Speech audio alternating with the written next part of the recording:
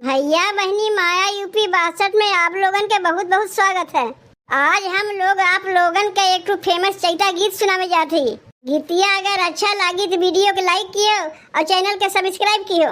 गाँव रे दखिनहिया। कैली राम राजा पीली ठंडा पानिया चाटली चाटनिया। कैली राम राजा पीली ठंडा पानिया चाटली चाटनिया। कर के कटनिया हो चाटली चटनिया। कर के कटनिया हो चाटली चटनिया। काहे परेशान झूठो होत बाड़ू रानिया करे दा कटनिया। काहे परेशान झूठो होत बाड़ू रानिया करे दा कटनिया। चाटब फिर चटनिया हो करे दा कटनिया। चाटब फिर चटनिया हो करे दा कटनिया। तोहरो झुराई जाई चान जैसन रूपवा हो लागी जब धूपवा रे लागी जब धूपवा हो।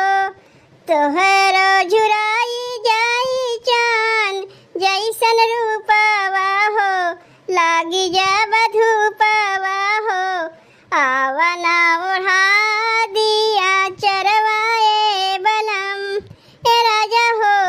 आवना ओढ़ा दिया चरवाए बलम। धनी भाग पौले बाड़ू मारा दा किसानवा रे मारा दा किसानवा हो। धनी भाग पौले बाड़ू मारा दा किसानवा रे मारा दा किसानवा हो। तोहरे में बसेला पारनवा ए धनी हो। तोहरे में बसेला पारनवा ए धनी। देरी जानी कारा बनावा है गथनिया की करे दा कटनिया। देरी जानी कारा बनावा है गथनिया की करे दा कटनिया। चाट फिर चटनिया हो करे दा कटनिया। चाट फिर चटनिया हो करे दा कटनिया। देरी जानी कारा बनावा है गथनिया की करे दा कटनिया। चाट फिर चटनिया हो करे दा कटनिया। आए भोर हरिया में भैले दोपहरिया हो भैले दोपहरिया हो।